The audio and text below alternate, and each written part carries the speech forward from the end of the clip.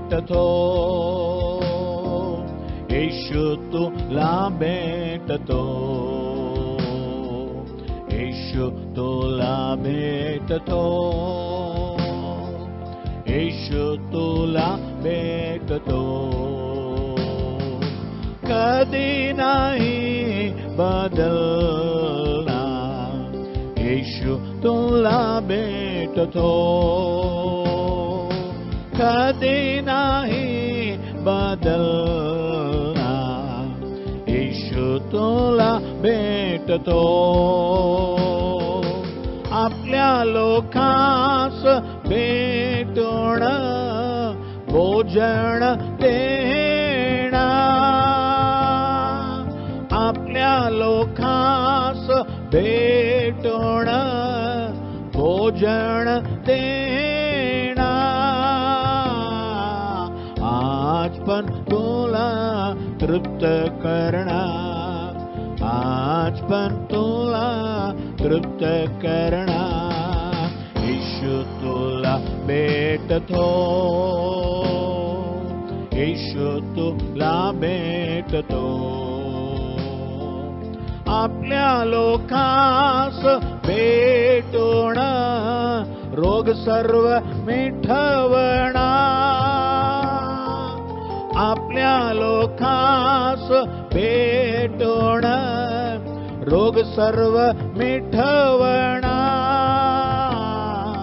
आज पण तुला बरं करणार, आज पण तुला बरं करणार, येशू तुला भेटतो, येशू तुला भेटतो, येशू तुला भेटतो, येशू तुला भेटतो. आपल्या लोकांस भेटून अद्भुत करणार, आपल्या लोकांस भेटून अद्भुत करणार. आज पण तुझ्यात क्रिया करणार, आज पण तुझ्यात क्रिया करणार, येशू तुला भेटतो, येशू तुला भेटतो, येशू तुला भेटतो, येशू तुला भेटतो. कधी नाही बदलणार, येशू तुला भेटतो, कधी नाही बदलणार, येशू तुला भेटतो.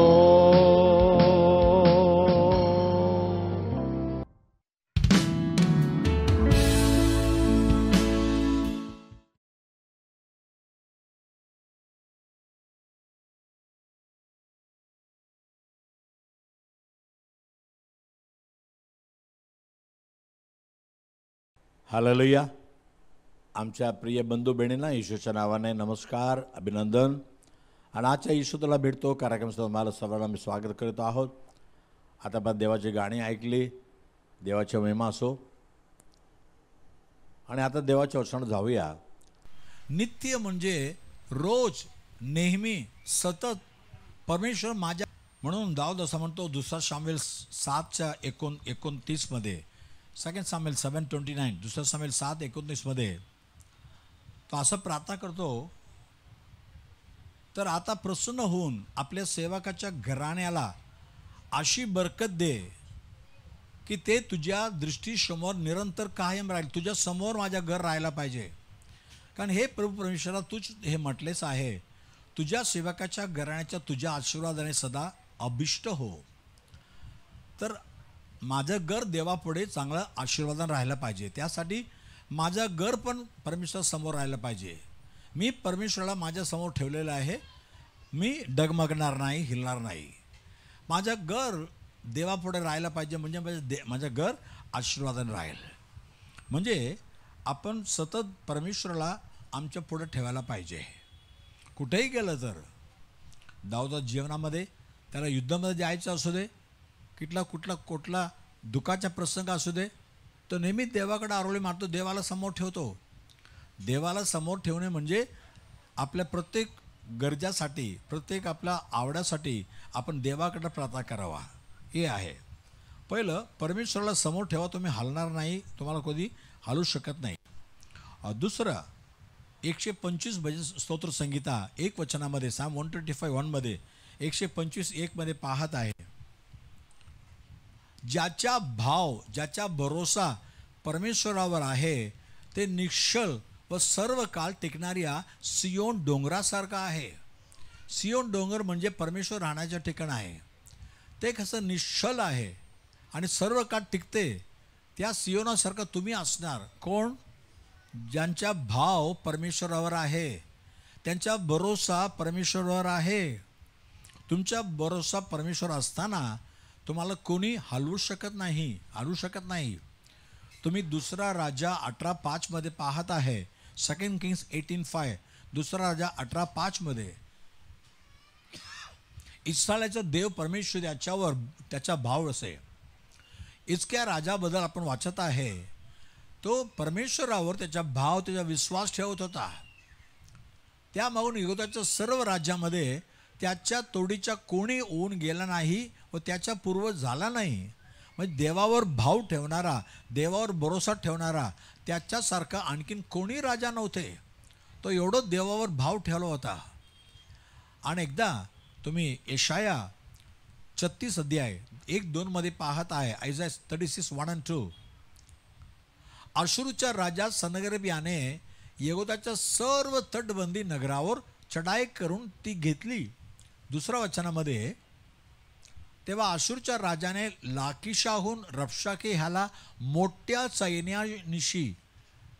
सैन्यानिशी हिजकिया राजाकडे यरूशलेमास पाठवले. तो पटलाचा म्हणजे एकदम मोठा सेना आला, एक मोठा राजा, मोठा सेना पाठवलं, तरी सुद्धा हिजकिया का घाबरला नाही? त्याचा भरोसा परमेश्वरावर होता. कारण दुसरा इतिहास 32:7-8 मध्ये पाहत आहे, 2 क्रॉनिकल 32:7-8, दुसरा इतिहास 32:7-8. हिजकिया म्हणतो आपल्या सैन्याला म्हणतो, दृढ व्हा, हिम्मत धरा. अश्शूरचा राजा व त्याच्या बरोबरचा मोठा समुदाय पाहून घाबरू नका, कचरू नका. त्याच्यापेक्षा आमच्या पक्षाचा जो आहे तो मोठा आहे.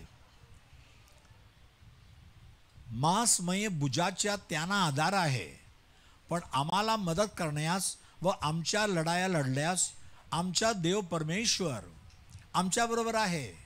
आणि यहूदाच्या राजा हिजकिया याच्या या बोलण्यावर सर्व प्रजेने भरोसा ठेवला. हिजकिया भरोसा देवावर ठेवला, पण हिजकियाच्या लोकांनी हिजकिया जे म्हणतो ना त्या वचनावर त्याने भाव ठेवला. म्हणजे देव आमच्याबरोबर आहे, तो आमच्यासाठी युद्ध लढणार आहे. आणि ते भरोसाने राहिले होते. तर देवाने काय केलं? तुम्ही यशाया 36 अध्याय 37 त्याच्या 36 वचनामध्ये, यशाया 37:36, आयझाया 37:36. मग परमेश्वराने काय केलं? मग परमेश्वराच्या दिवदूताने जाऊन आश्शूरी गोटातले 1,85,000 लोकांना मारले. पहाटेच लोक उठून पाहतात तर सर्व प्रेतच प्रेत आहे, सर्व प्रेतच प्रेत. कारण त्यांनी देवावर भाव ठेवला. त्याला एवढा मोठा सेना हलवू शकला नाही, एवढा मोठा राजा हलवू शकला नाही, एवढा मोठा राजाचा शब्द त्याला हलवू शकला नाही. कारण काय? मी देवावर भाव ठेवलेला आहे. पहिलं देवाला नेहमी नित्य तुमच्या समोर ठेवा, तुम्हाला कोणी हलवू शकणार नाही. दुसरं, देवावर भाव ठेवा, तुम्हाला कोणी हलवू शकत नाही. आणि स्तोत्रसंगीता 46:5 मध्ये, Psalm 46:5, स्तोत्रसंगीता त्याच्या 46:5, त्या नगरीच्या टाई देव आहे, ती डळाव्याचा नाही. प्रभात होताच देव तिला सहाय करेल. आणि 4 वचनामध्ये verse 4ला, एक नदी आहे जिचे प्रवाह देवाच्या नगरीला परात्पराच्या परमपवित्र निवासस्थानाला आनंदमय करतात अशी एक नदी आहे. या नदी ही आमच्या जीवनाबद्दल सांगितलेलं आहे. आमचं जीवन असं व्हायला पाहिजे, आमच्याद्वारे देव आनंदित व्हायला पाहिजे. आम्हाला म्हणतो देव तुम्ही प्रभूमध्ये नेहमी आनंदित राहा, पण आपण त्याला आनंदित करतो का? करताना तो आमच्या मध्ये असणार, परमेश्वर आमच्या मध्ये असताना आम्ही कधी हलू शकणार नाही. देव आमच्या मध्ये आहे. जपन्या 3:15 मध्ये, जपन्या 3:15, जपन्या 3:15 मध्ये असं वाचतो को, परमेश्वराने तुझा दंड दूर केला आहे, तुझ्या शत्रूचे निवारण केले आहे. इस्रायलचा राजा परमेश्वर तुझ्यामध्ये आहे. तुला पुन्हा अरिष्टाची भीती प्राप्त होणार नाही. देव तुझ्यामध्ये आहे. कोणी शत्रू तुला वार करू शकत नाही. आणि तुम्ही दानिएल 3:25 मध्ये, दानिएल 3:25, दानिएल 3:25 मध्ये वाचत आहे.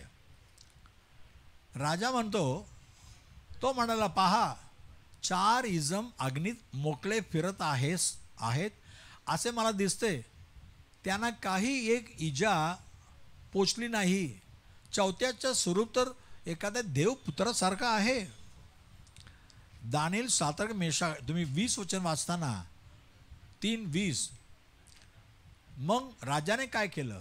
मग त्याने आपल्या सैन्यातील काही बलिष्ठ पुरुषांना आज्ञा केली की शाद्रक, मेशक व अबेदनेगो यांच्या मुसक्या बांधून त्यांना त्या तप्त अग्नीच्या भट्टीत टाका. पुढचं वचन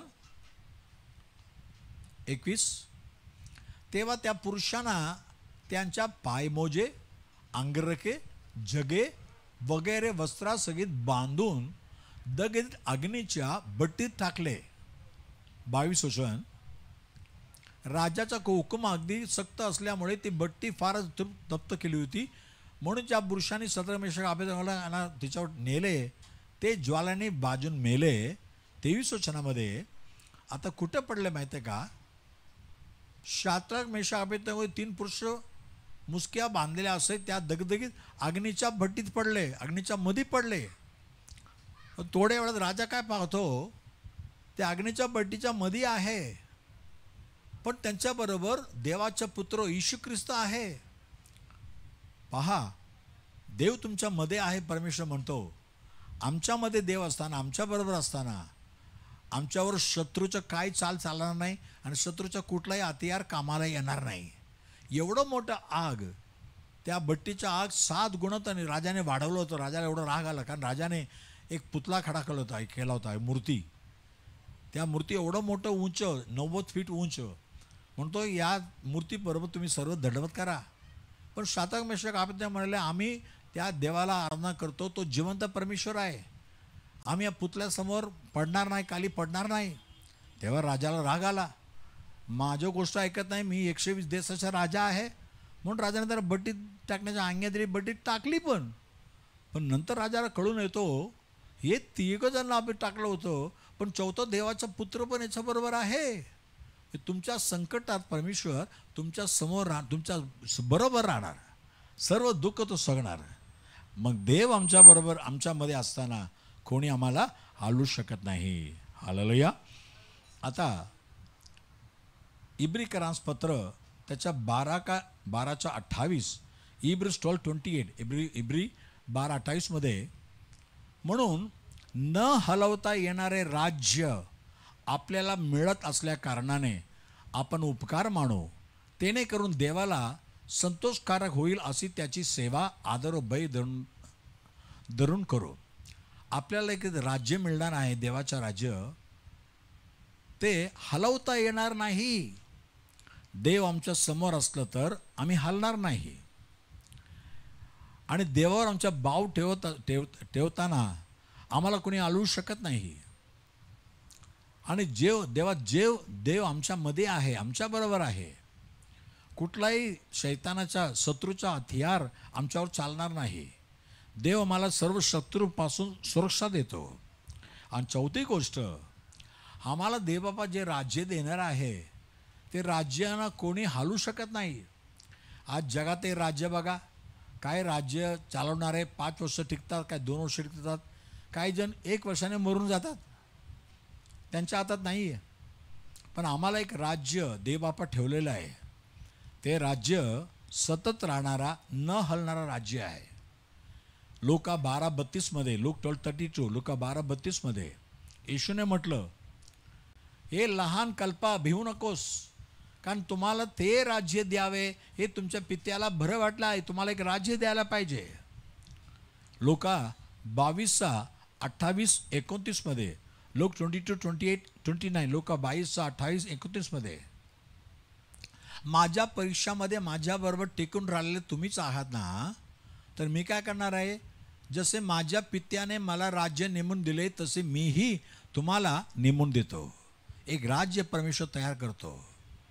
याकोबाच्या पत्री 2:5 जेम्स 2:5 याकोब 2:5 माझ्या प्रिय बंधूंनो ऐका, लोक दृष्टीने जे दरिद्री आहेत, गरीब आहेत, लाचार आहेत, त्यांना विश्वास संबंधाने धनवान होण्यास आणि जे राज्य देवाने आपल्यावर प्रीती करण्याना देऊ केले त्याचे वारस होण्यास त्याने निवडले आहे की नाही. आज गरीबाला राहायला एक घर पण नाही आहे, एक झोपडी पण नाही आहे, पण देवबापा म्हणतो असला गरिबांना मी स्वर्गामध्ये राज्य तयार केलेलं आहे. ते यांच्यासाठी नाही, जे माझ्यावर प्रीती ठेवतात त्यांच्यासाठी राज्य तयार केलेलं आहे. पण त्या राज्यामध्ये आज गरीब लाचार असं लोक त्याला हाकलून लावतात. त्यांना जगामध्ये काय भेटणार नाही, पण स्वर्गामध्ये त्यांच्यासाठी पण जागा आहे. हालेलुया.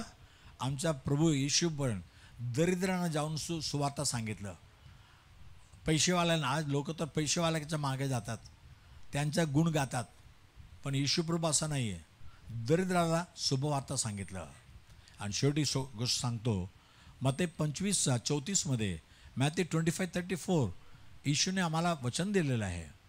तेव्हा राजा आपल्या उजवीकडेला म्हणेल, अहो माझ्या पित्याचे आशीर्वादित हो, या जे राज्य जगाच्या स्थापनेपासून तुमच्याकरिता सिद्ध केले आहे ते वतन घ्या. आमच्या जगाच्या सुरुवातीपासून एक जग निर्माण झाला तेव्हाच परमेश्वराने आमच्यासाठी स्वर्ग राज्य तयार केलेले आहे. आणि जे येशूचा आशीर्वाद प्राप्त करतात, आज येशू ख्रिस्ताला तुमच्या प्रभू म्हणून माना. कारण जगामध्ये आणखी कुठलाही देव असा नाही येशूसारखा, ज्याने तुमच्यासाठी, माझ्यासाठी, तुमच्या पापासाठी, माझ्या पापासाठी कल्वरी क्रूसमध्ये जीव दिले आणि तिसरा दिवस जिवंत उठला. असा प्रभू परमेश्वर आणखीन कोण आहे का? तुमच्या पापाला हारून नेणारा, तुमच्या मनाला पापापासून मुक्ती देऊन शांती देणारा एकच परमेश्वर आहे. कारण एकच परमेश्वर तुमच्यासाठी दुःख सोयला आहे, तोच तुम्हाला शांती देऊ शकतो. त्या येशूकडे या, तो देणारा आशीर्वाद, शांती, समाधान आणि तारण मिळवून घ्या. हे आशीर्वाद प्राप्त केलं तरच येशूच्या स्वर्ग राज्यामध्ये तुम्हाला देवबापा स्वागत करणार. या माझ्याबरोबर, तर न हिलणाऱ्या राज्याला मी प्राप्त करणार आहे. चला आपण प्रार्थना करूया.